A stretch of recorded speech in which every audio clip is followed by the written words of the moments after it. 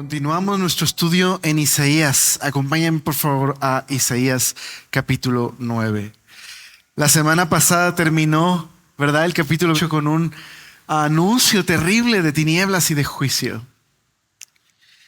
Esta primera sección de Isaías, estos primeros capítulos que hemos estado estudiando desde el capítulo 1 hasta el momento, hay un tema en general dominante. Estamos en una situación histórica en la que tenemos dos naciones, el reino del norte, Israel, el reino de Siria, con su capital en Damasco, que han hecho una alianza, estos dos reinos, y están presionando a Judá, están presionando al rey Acaz a unirse a ellos en esta alianza. Hay una razón. Asiria es un monstruo que está amenazando a todas las naciones vecinas. Es un imperio y aparte es cruel, es malvado y es arrogante y fuerte. Y están asustadas estas dos naciones y presionan a Judá para unirse contra Asiria. Pero Acaz tiene miedo. Acaz es un rey que no confía en Dios. Acaz es un rey que ignora la palabra de Dios. Y por lo tanto hace algo muy tonto, muy necio. Se le ocurre pedirle ayuda a Siria en contra de Israel y de Siria.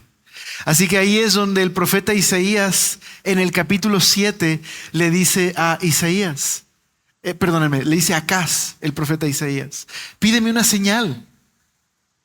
Bueno, ahí recuerdas el rey Acaz, dice, no, ¿cómo? No voy a tentar a Dios, aunque es irónico, ¿verdad? Porque es un rey que no toma en cuenta a Dios, que es idólatra, que parece más bien un rey pagano. Pero Dios le dice, te voy a dar una señal de todas maneras. Y le da la promesa de un hijo que nacería de una virgen, que sería llamado su nombre Emmanuel, Dios con nosotros. Lo que le dice Dios a Acaz por medio de Isaías es, no tengas miedo. Confía en mí. Te voy a dar una señal. Este hijo es una señal de que yo voy a rescatarte y a cuidar de ti, ¿no? La promesa de Dios a un rey malvado, pero en su misericordia ofreciendo este camino, esta salida a Acaz. Pero Acaz es un rey necio que persiste en confiar en sus recursos y en su prudencia y no en Dios. Bueno, en el capítulo 8 se nos dice que Dios le dice que el niño sería una señal cuando aprende a discernir el bien y el mal. Dios habrá habrá desaparecido el reino del norte, Israel y Siria.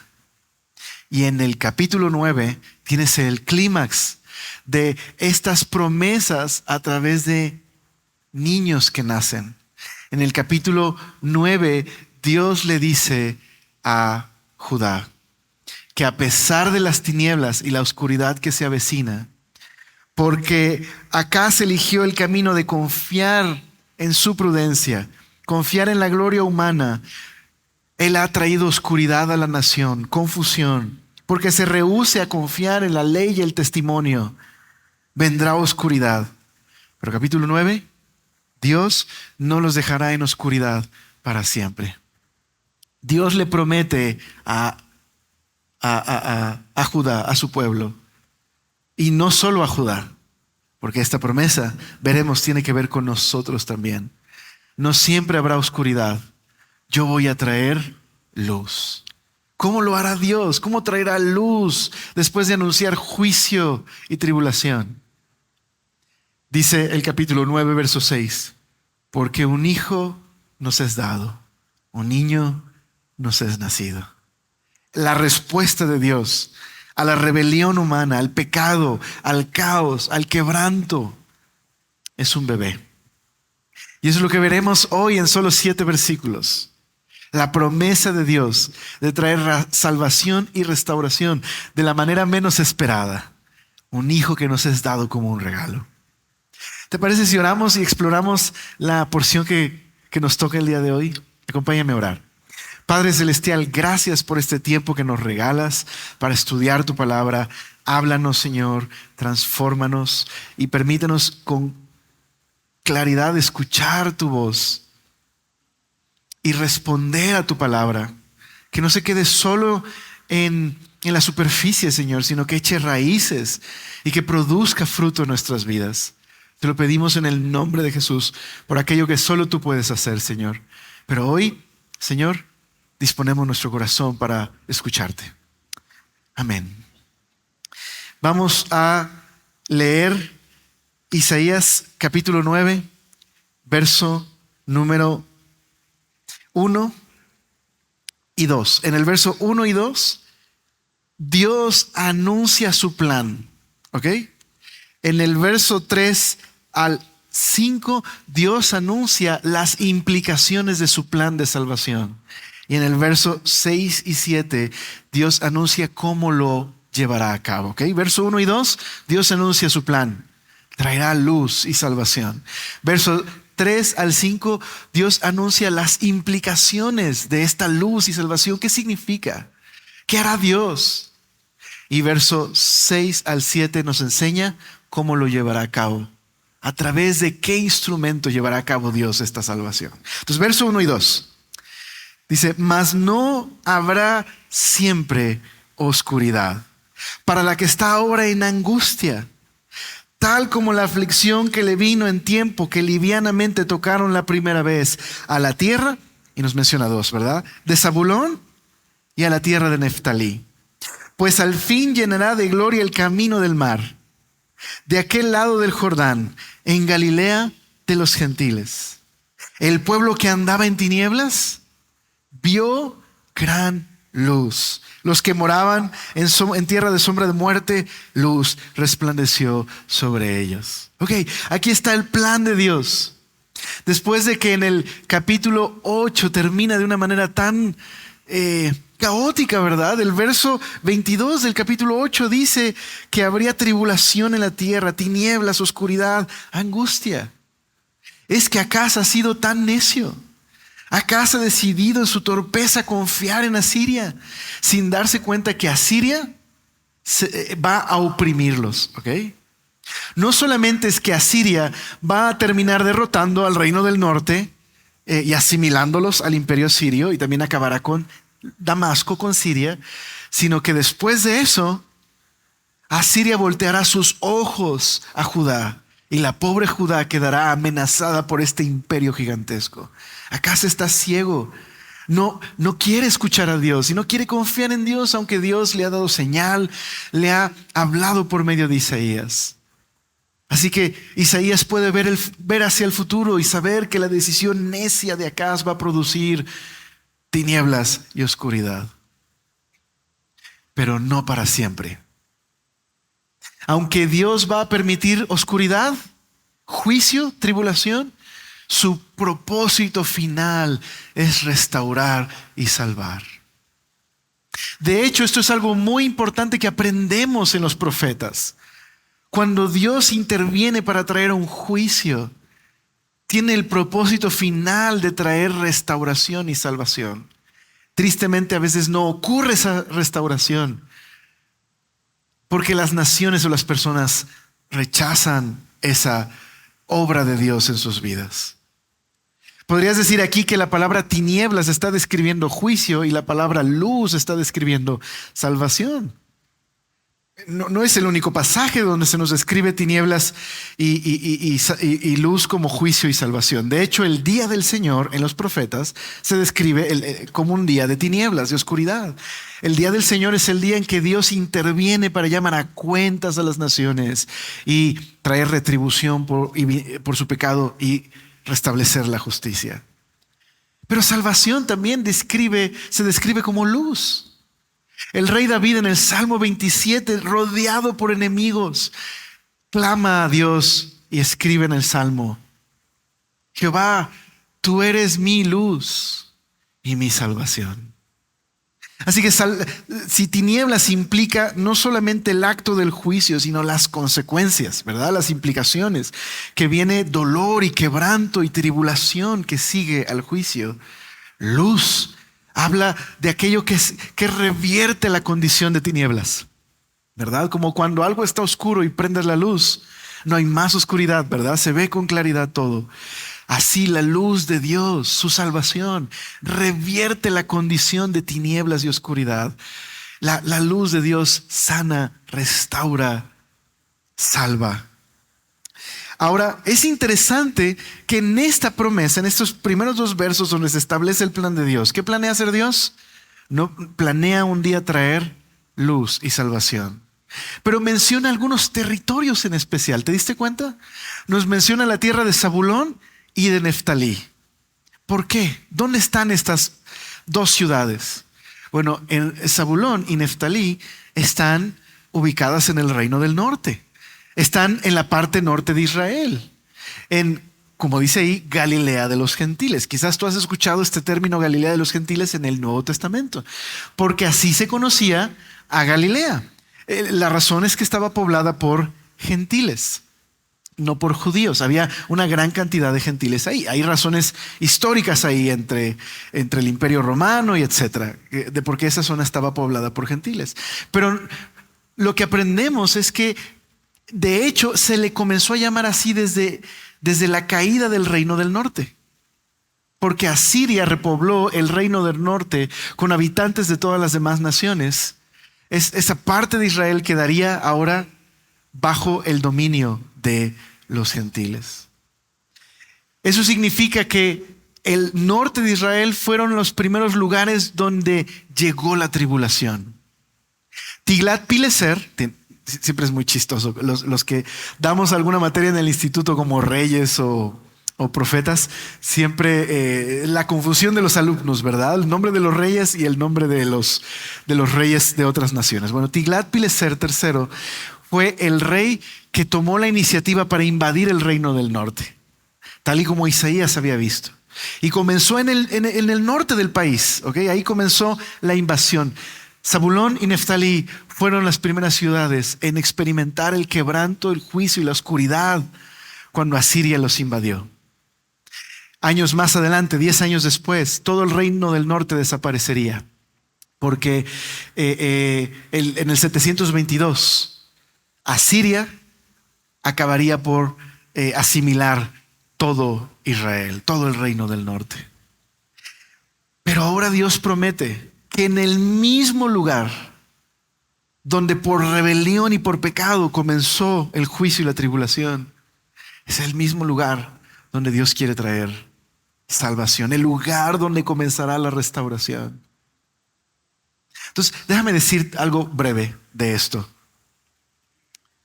A veces Dios tiene que permitir que venga oscuridad para poder traer entonces restauración.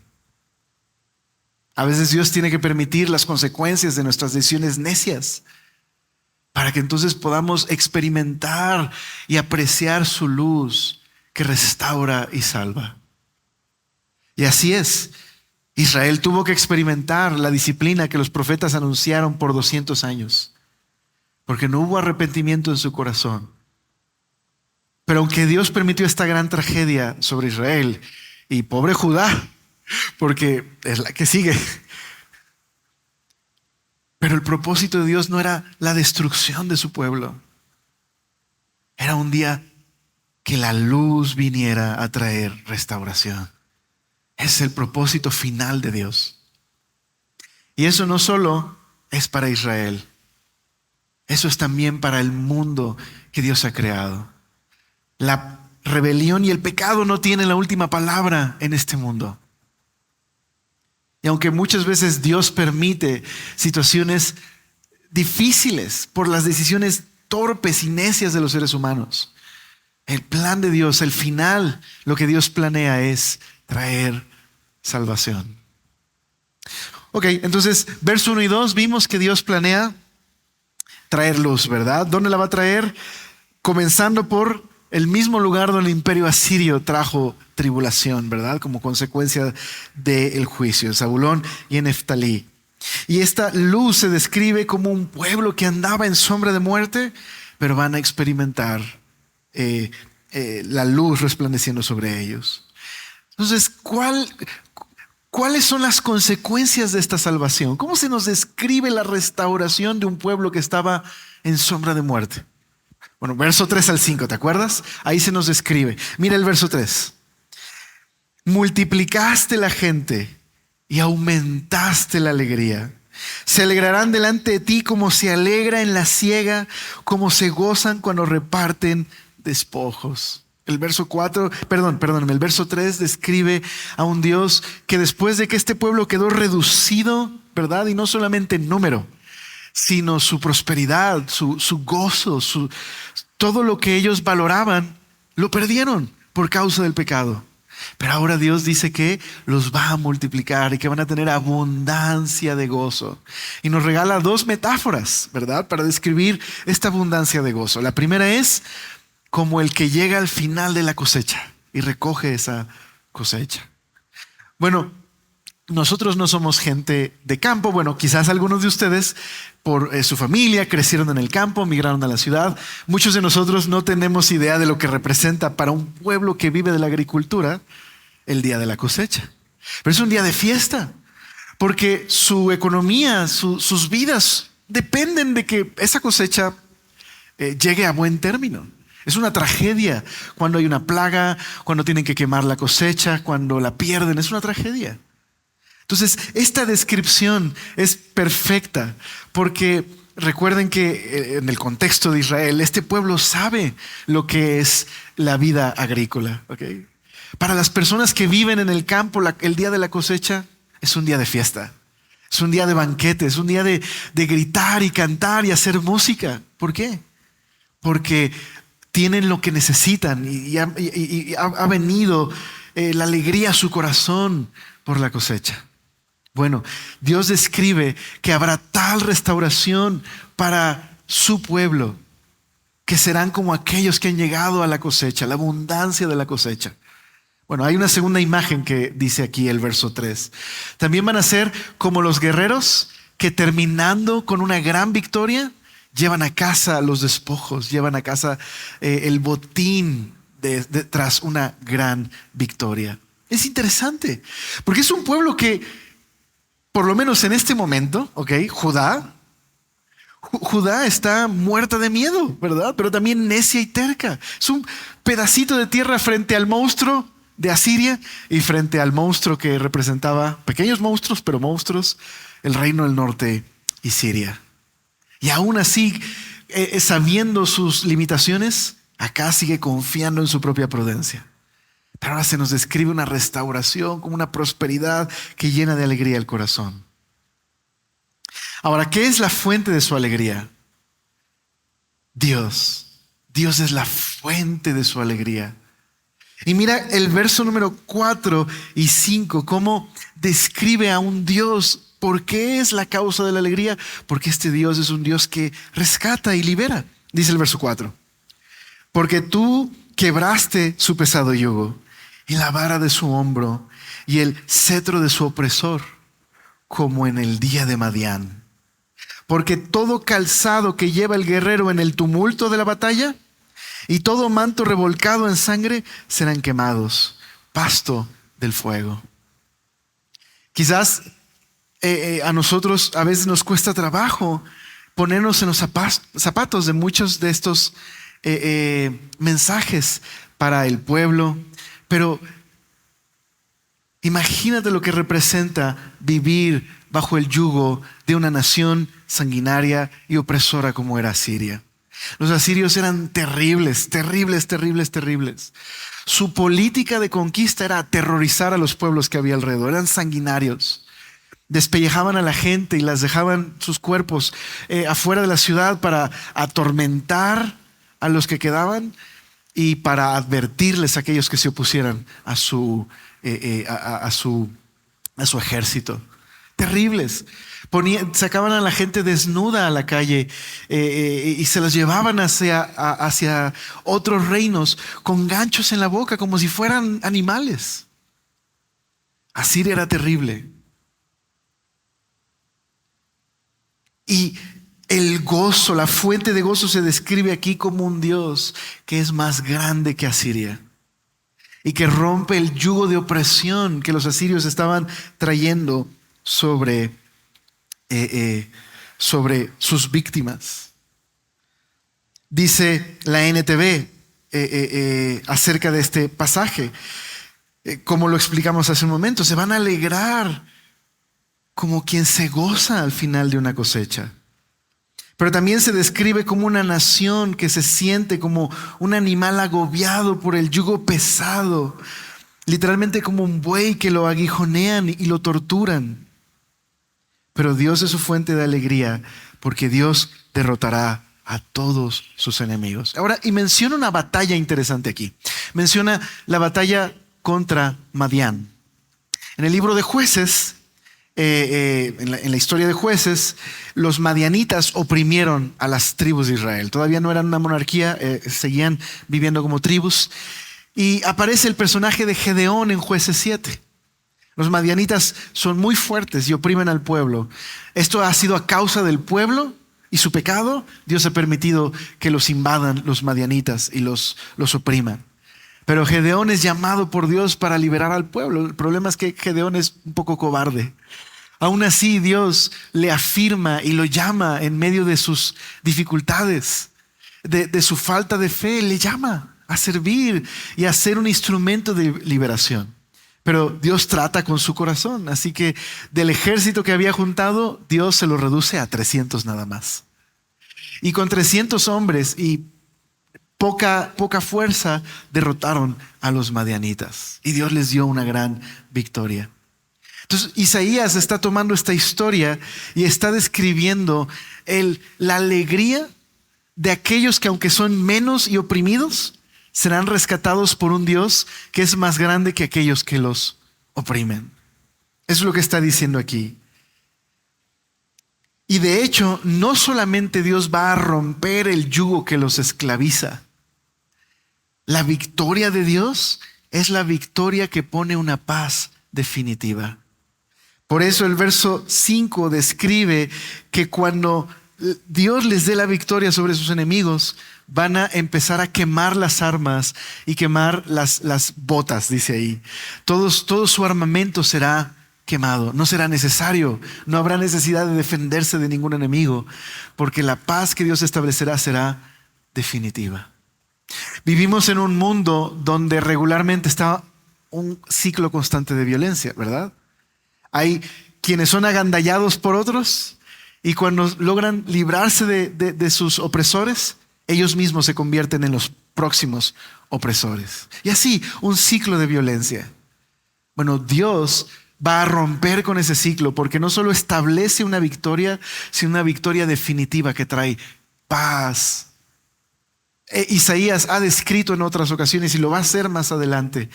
Va a describir este reino de Dios en la tierra como en un reino en el que la gente no necesita más armas y por lo tanto son quemadas las armas. Una paz perpetua. ¿Cómo logrará Dios esto? ¿Cómo establecerá esta paz universal? Ahorita lo leemos en el verso 6. Pero déjame decir una cosa. En la Biblia, el gran opresor detrás de todos los opresores es el pecado. En el Nuevo Testamento, Pablo describe el pecado como el gran tirano, el amo que tiene la humanidad bajo su yugo, esclavizados. El pecado es lo que produce las asirias que oprimen a otros, ¿me explico? Es lo que produce seres humanos que oprimen a otros y que creamos sistemas que oprimen a otros seres humanos. Es el pecado lo que nos tiene en relaciones rotas y quebrantadas. Es porque tenemos la ausencia de paz, la paz de Dios. Y por causa de nuestro pecado y rebelión, por nuestras decisiones necias, que vivimos esclavos del pecado. Es un ciclo que se perpetúa. Por eso la historia humana es la historia principalmente de relaciones rotas y quebrantadas, de falta de paz, de búsqueda de paz. Buscamos, dice N.T. Wright en su libro Simplemente Cristiano, buscamos la paz, pero se nos escabulle. Cuando pensamos que la tenemos, la perdemos. Hacemos lo posible por tratar de establecer relaciones significativas y al mismo tiempo las destruimos fácilmente.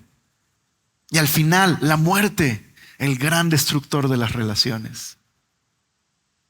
En la Biblia, el pecado es el opresor detrás de todas nuestras acciones, detrás de todas nuestras conductas destructivas. No solo es las cosas malas que hacemos, es una condición que nos tiene esclavos y que lo que producimos trae dolor, sufrimiento y opresión a otros. ¿Cómo resolverá entonces Dios no solamente la dificultad de Judá que se enfrenta a los asirios? ¿Ok? ¿Cómo hará Dios para restaurar a esta nación rebelde y terca que no quiere escuchar? Pero aún más, ¿cómo podrá Dios traer paz perpetua al mundo? ¿Cómo podrá destruir definitivamente aquello que causa tanta destrucción? Verso 6. Esta es la respuesta de Dios, ¿ok? A las tinieblas, al caos que los seres humanos provocamos por causa del pecado. Aquí viene la respuesta de Dios. Porque un niño nos es nacido, hijo nos es dado, y el principado sobre sus hombros. Se llamará su nombre Admirable Consejero, Dios Fuerte, Padre Eterno, Príncipe de Paz. Y lo dilatado de su imperio y la paz no tendrán límite sobre el trono de David y sobre su reino, disponiéndolo y confirmándolo en juicio y en justicia desde ahora y para siempre. Y Dios promete hacerlo porque Él jura diciendo: el celo de Jehová de los ejércitos hará esto. Dios se compromete con toda la fuerza y pasión y celo por su justicia y su creación. Se compromete: no habrá para siempre oscuridad. Dios traerá salvación. Judá no merece esto, ¿estás de acuerdo? Es su gracia y su compromiso. Porque es un Dios que ama la justicia, que ama su creación, que no permitirá que el pecado y la rebelión tengan la última palabra en el mundo. Pero su respuesta es un niño. Un niño. ¿Cómo puede ser posible? ¿Cómo un niño podrá destruir la oscuridad y las tinieblas de este mundo para traer luz y paz definitivas? ¿Quién es este niño? Bueno, algunos interpretan diciendo: bueno, este niño es Ezequías. Es el hijo de Acaz, es el rey que sigue. Este niño prometía mucho, porque Ezequías fue un buen rey. Ezequías fue un gran rey, de hecho. De todos los reyes que hubo en Judá, este fue un gran rey. Probablemente fue el mejor de todos después de David. En el libro de Crónicas, de hecho, este rey es tan importante que aparece en la historia como si fuera un nuevo Salomón y un nuevo David juntos. Después de años de oscuridad, donde Acaz en su torpeza trajo tribulación, él cerró el templo, cerró las puertas del templo. Terminó como un vasallo de Asiria, tal y como lo dijo Isaías. Pagando impuestos altísimos y adorando a otros dioses. Terrible. Oprimido, esclavo, atemorizados ante este gigante Asiria. Ezequías hereda este problema en una terrible crisis, la crisis de Sennacherib. Así que Ezequías toma una decisión contraria a su papá, se arrepiente, se humilla, va al templo, habla con el Señor, y el Señor libera a la pequeña Judá sin un solo soldado, porque no habrían podido, de hecho, sin un solo soldado. 180,000 soldados del ejército de Asirio fueron vencidos por un ángel que envió el Señor y fueron librados de los asirios. Ezequías rededicó el templo a Dios, ofreció sacrificios, una ceremonia como la de Salomón. Por primera vez en cientos de años se celebró la Pascua. Parecía tan prometedor nuestro querido Ezequías. Pero cuando llegas a Isaías 37 y 38, te das cuenta de una cosa. no era este príncipe de paz. Ezequías era humano y vulnerable y mortal y pecó.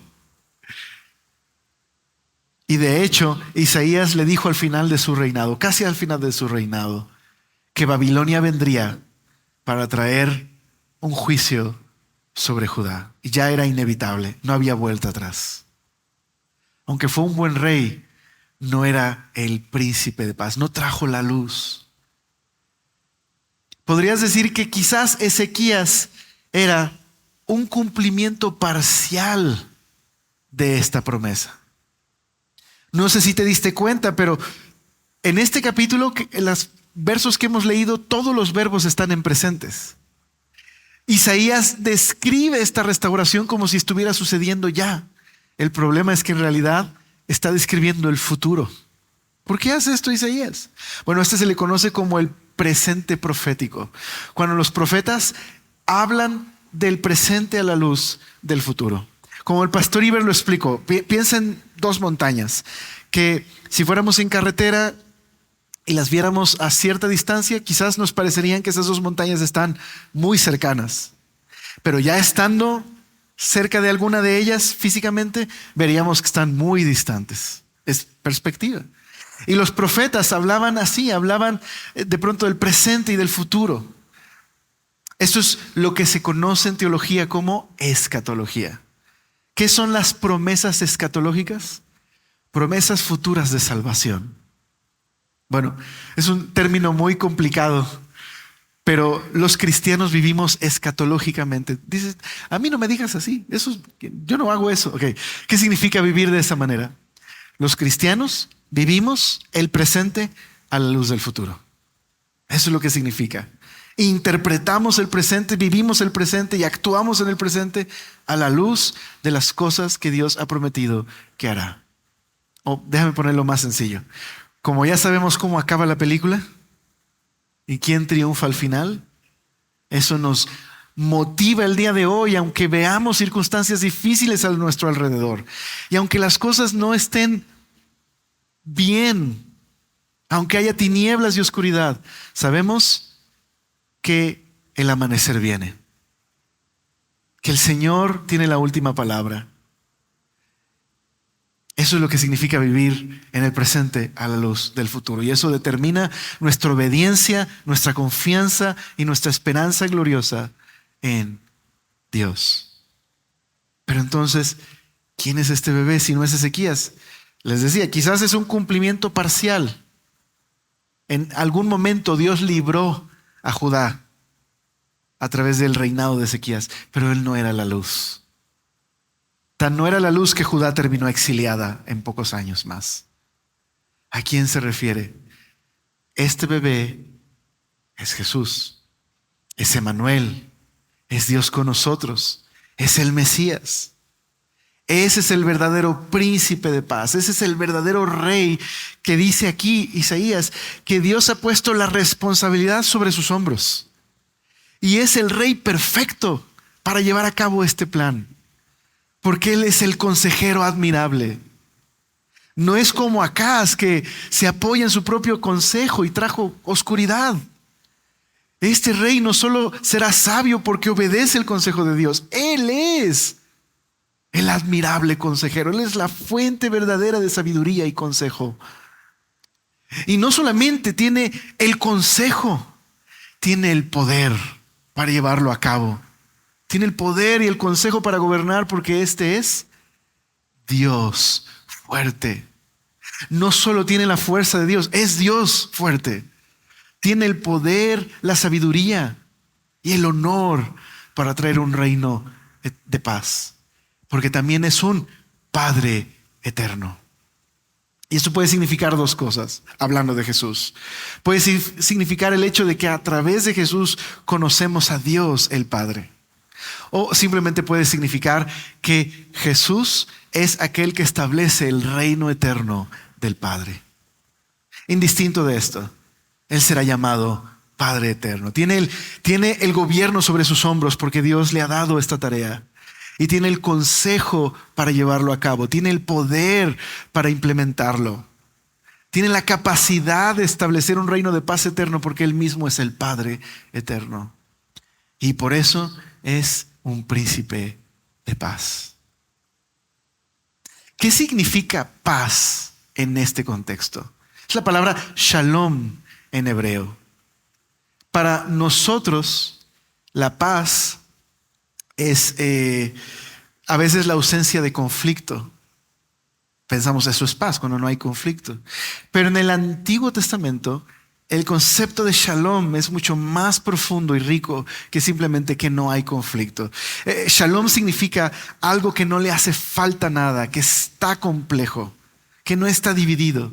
Dije que no está complejo, perdóname, que está completo, que no está dividido, que no está fragmentado en partes. Por ejemplo, una muralla cuyos ladrillos, todos ellos están alineados, está completo, pero si la rompemos, si le hacen falta ladrillos, hace falta, ¿qué cosa?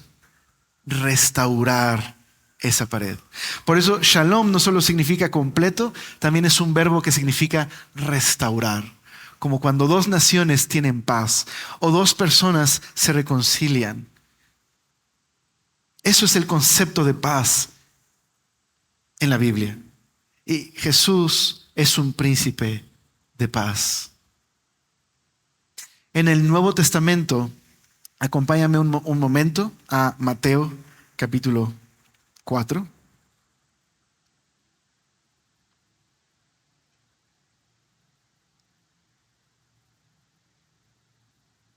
En el Nuevo Testamento, Mateo, los primeros 5 capítulos, Mateo está tomando todas estas profecías del Antiguo Testamento y está mostrándonos cómo Jesús es el verdadero cumplimiento de estas promesas. Y aquí en el capítulo 4 vemos a Jesús como aquel que es la luz prometida en Isaías, que viene a ponerle fin a la oscuridad. Mateo 4, verso 12. El propio Jesús, después de haber enfrentado a la oscuridad, ¿verdad?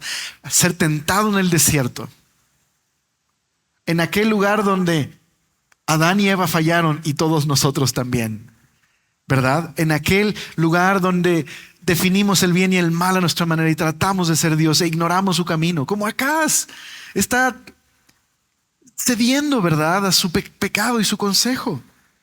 Jesús triunfó. Ahí Jesús derrotó en el comienzo de su ministerio aquella tentación.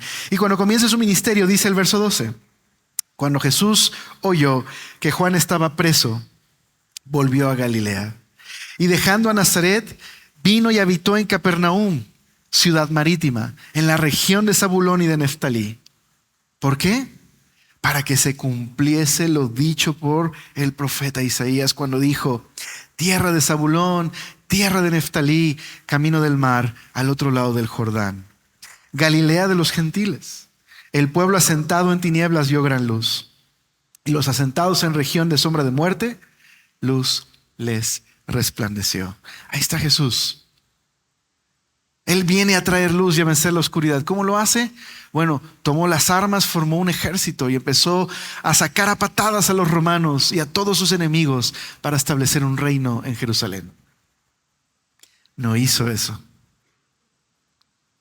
Él vino a traer luz como el Rey, como el Dios fuerte, el Padre eterno, el Príncipe de paz, como nadie se hubiera imaginado. Comienza su ministerio y lo primero que hace es llamar a las personas pobres, quebrantadas, marginadas, vulnerables, y las llama para ser parte de su familia. Comienza a sanar a los enfermos, a aquellos que están oprimidos por el pecado y sus malas decisiones, a darles libertad. Jesús comienza a llevar el poder del reino que está sanando y restaurando a aquellas personas que están lejos de Dios y sin esperanza. Y luego Jesús completó la misión, llevando nuestro pecado y nuestra rebelión a la cruz. Es ahí en la cruz donde Jesús es coronado como el Rey verdadero. En la cruz Jesús está llevando todos nuestros pecados y maldades. Y en la resurrección está siendo presentado públicamente como el Rey por el cual no necesitamos ningún otro rey. El único y verdadero rey. Aquel que trae shalom, que trae paz. Esa es la manera en la que Dios responde al dolor y al sufrimiento del mundo. El Dios trascendente y creador se hizo un bebé en Jesús y vivió esta vida terrenal. Vivió la vida perfecta que tú y yo no podríamos jamás vivir. Y llevó nuestro pecado y confusión y tragedia y rebelión a la cruz. Y pagó por nuestras maldades. Y resucitó, siendo coronado como el príncipe de paz. Jesús mismo le dijo a sus discípulos en Juan 16, mi paz les doy, mi paz les dejo. Y aunque en el mundo tendrán aflicción, confíen en mí. Yo he vencido al mundo. Yo quisiera terminar este mensaje considerando lo siguiente. 3 cosas que creo que podemos considerar. Número 1, creo que este capítulo y estos versos nos enseñan sobre la gracia de Dios. Si Dios ha humillado a una persona o una nación, como en el caso de Judá, si ha permitido tinieblas y oscuridad, dice un comentario bíblico, Él nos derriba por nuestro pecado porque es la única manera en la que Él puede levantarnos. Quizás esa es la razón por la que estás experimentando sufrimiento el día de hoy. No todo sufrimiento es por causa de tu pecado, pero quizás has provocado la propia oscuridad que enfrentas. No seas como Acaz, no seas necio. Escucha su palabra, ven a Él. Permite que Él te restaure por medio de su luz y su poder.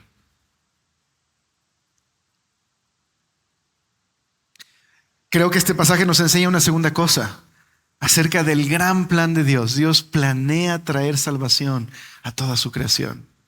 Un día pondrá fin a todas las asirias, a todas las acciones corruptas y malvadas que los seres humanos contribuimos en este mundo. Un día pondrá fin a toda maldad y establecerá un reino de justicia y paz definitivo. Esa es la promesa que hace Isaías. De hecho, Isaías termina con este futuro glorioso: cielos nuevos y tierra nueva. Dios lo hará un día. Pero una tercera cosa: no necesito esperar al futuro para tener paz hoy. Hoy Jesús me ofrece su paz. Hoy me ofrece restauración en mi vida. ¿Qué tengo que hacer? El significado contemporáneo de este pasaje se reduce a esto: ¿he permitido que Emmanuel se haga cargo de mi vida? ¿He permitido que aquel que tiene el gobierno sobre sus hombros, que es el Dios fuerte, el Padre eterno, el príncipe de paz, tome mi vida? Solo hay 2 caminos. El camino de Acaz es un camino de necedad, es un camino de ignorar a Dios, es un camino de ser mi propio consejero. Ese camino termina en oscuridad, en relaciones rotas. Pero el camino de Jesús es un camino de paz. Él es el príncipe de paz. No solo produce paz a nuestro alrededor, Él es nuestra paz. Dice Romanos 5:1 que justificados pues por la fe, tenemos paz con Dios por medio de Jesús.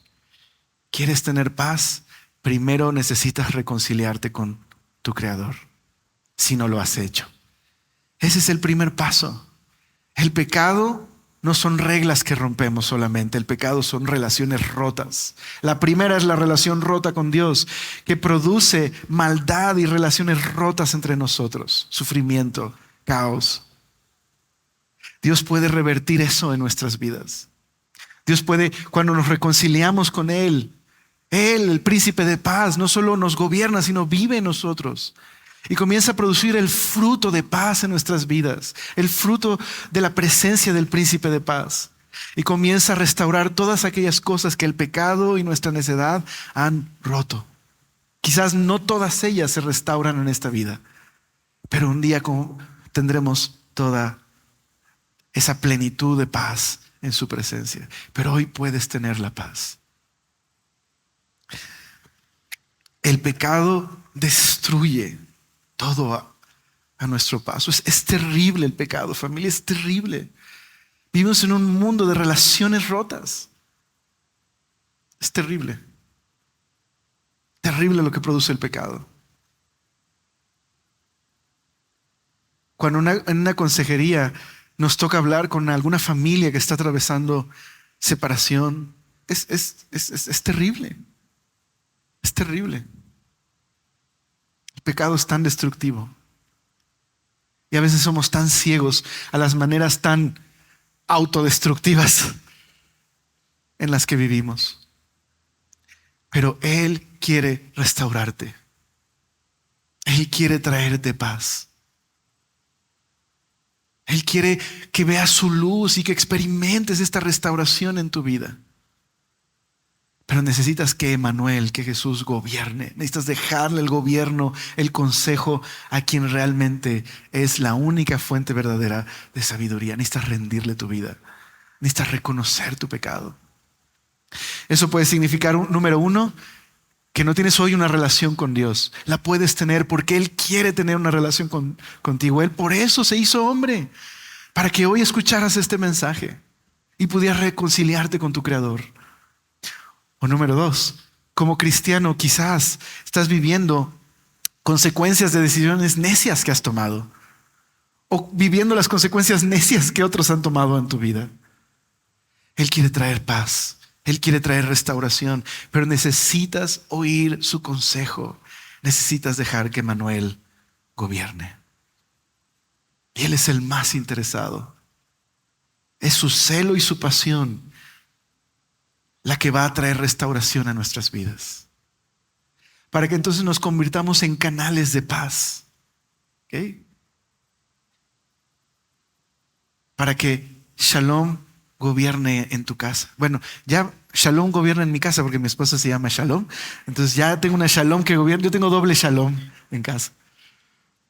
Pero permite que Él gobierne. Permite que Él sea tu paz. Para que entonces te conviertas en un instrumento de restauración para otros. Amén. Oramos. Señor, gracias por este tiempo. Gracias por este tiempo que nos permites adorarte, alabarte.